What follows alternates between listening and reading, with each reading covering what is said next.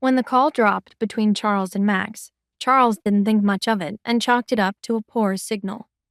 Moments later, Amelia returned from getting her ankle bandage changed and was surprised to find Charles was still awake. "Oh, does it hurt too much to sleep?" she asked softly, adjusting the drip rate on his IV. "No, I was just waiting for you to come back. I worried when you were gone for so long. Your phone rang earlier. I answered in case it was something urgent. It was Max. You have a very cute kid." Amelia had been expecting Javier to call. When Charles explained that it was Max who called, her heart sank a little, knowing the prince was probably too mad to speak to her. And she couldn't blame him. She missed the birthday plans she had promised him, and also did the one thing he'd asked her not to do in the past. She got caught up in an emergency and didn't keep in touch with him. She scrolled through her phone to find several missed calls from future husband earlier this evening. Amelia called Max back to say goodnight, but when she dialed future husband, the call was declined almost instantly on the first ring. She froze. She knew Javier was on the other end of the phone and had hung up. Feeling a twinge of distress, she decided not to call again if he didn't want to hear from her. Besides, she had Charles's health to worry about at that moment. Amelia spent the night sleeping uncomfortably in a chair by Charles's bed. When his parents arrived the next morning, they found her curled up on it like a cold, abandoned cat. Charles's mother sweetly nudged Amelia awake. "Amelia, darling, you've had a hard night. Go home and rest. Charles is in good hands here." Amelia shook her head. "It's no trouble, honestly. It's nothing compared to what Charles is going through." The doctor came in shortly after to prep Charles for surgery, and Amelia turned to Charles's mother. "Actually, since Charles is going to be tied up in surgery for a while, I'll go ahead and go home to freshen up. I'll come back later with some soup for Charles." "That's very kind of you. Please take care of yourself, too," his mother said, smiling warmly. Amelia got into a taxi, heading back to the villa, and the trauma from the car accident lingered in her mind. Her breath hitched, and her grip on the seatbelt tightened every time the driver hit the brakes. As she watched out the window, her mind drifted back to Javier and churned. She broke her promise to him, and his no-contact, cold treatment left her feeling unsettled. When she arrived back at the villa, Mr. Grant greeted her at the door. "Miss Rivera, you're finally back." She felt like she'd been gone for days, but it was just a night. She asked him, "Did Max leave for school?" He nodded. "Yes, early this morning." Amelia paused for a moment, as if she wanted to say something else, but instead she asked Mr. Grant to have the kitchen prepare a pot of soup. "Would you have it put in a thermos for me? I'd like to take it with me, as I'll be spending the night away from the villa again." "Of course, Miss Rivera." After his surgery today, Charles was bound to have a tough night of recovery, so Amelia planned to stay at the hospital again this evening. Amelia headed to her bedroom to freshen up. All her muscles ached, and she had bags under her eyes from not sleeping well, but a hot shower helped wash away some of her exhaustion, leaving her feeling a bit refreshed. She packed a small box with toiletries and laid a few items of clothing out on the bed before packing them into an overnight bag.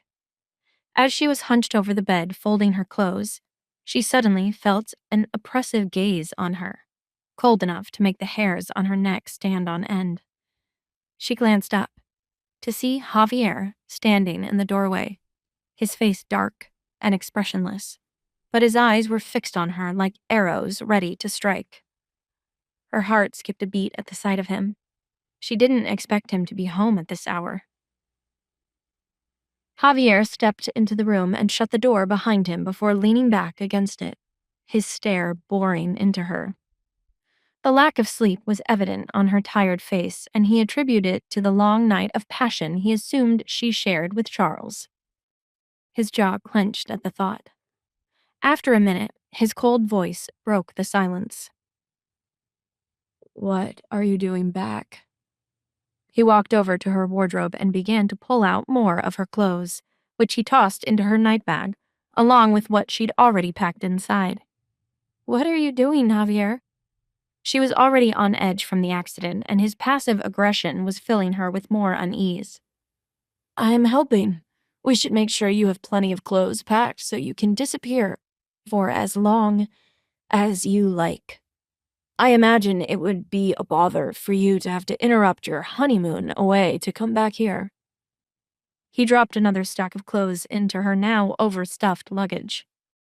Amelia's voice trembled with guilt and frustration. "I'm sorry I missed our plans last night. It was wrong of me to not try and get in touch sooner, but it was because Javier cut her off. "Because you were with Charles? I know, Amelia. Do you enjoy standing me up? Is it fun for you? You made a fool of me in front of my parents. 2 hours I waited for you, and not even a text." Amelia was confused. "Your parents?" She had no idea Javier had any intention of introducing her to his parents, nor did she know they were in town. "I wanted to surprise you and Max and spend my birthday with all of my family together. But I guess that pales in comparison to the company Charles provided you with." Amelia rose to her feet to meet him. "It wasn't like that." "What was it like then? Is it so good with him that you forgot the promises you made? Did he tie you to the bed so you couldn't call?" His words were sharp, like daggers, and they shook her already fragile composure. Her body still a wreck from the accident and the lingering guilt of Charles's state from the crash. Hurt and angry, tears came to her eyes. "I know I broke my promise and hurt you on your birthday, but that's no excuse for you to speak to me like that." The memory of that woman answering his phone in the middle of the night bubbled up and filled her with bitterness. "Who are you to demand anything of me anyway? Who are you even to me?" "You tell me, Amelia." Javier's breathing was heavy, and his heart wild as he closed the distance between them, his dark eyes meeting hers. "Who am I to you?" Who were they to each other? It was the million-dollar question that had been gnawing at both of them. The ambiguous boundaries and intimacy and explosive feelings, all of it was slowly driving them both mad. The silence that followed was suffocating. Amelia's blood boiled, with too much contempt to dignify him with an answer. "Just an insufferable egomaniac." His brow darkened. "You treat me like a landlord. You live here, you come and go as you please with no regard for me or this home." Sick of his venom, Amelia shut her suitcase and fought to zip it closed. As he watched her gather her things in a hurry, his face fell. "You are leaving, then?" She collected herself and spoke calmly. "I won't be staying here for the next couple of days. The commute is inconvenient. Once Charles doesn't need me, I'll come back." Her calm demeanor only infuriated him further. The thought of her spending time with another man, especially overnight, was unbearable. His jealousy flared. "Good. Go ahead, run away with him for all I care. This house doesn't need you." His words hit her like a slap, and her heart sank. She clenched the handle of her luggage, her vision blurring with unshed tears. Instantly, Javier felt a pang of regret, and he was tempted to take back his words, but his pride held him back. "Fine. If you think so little of me, maybe it's best if I find someplace else to live." Her words were quiet, almost resigned, but they cut deep. "Goodbye, Javier." To find out what happens next, download the Pocket FM app in the next minute to get free access to all episodes of The Royal Accident for free.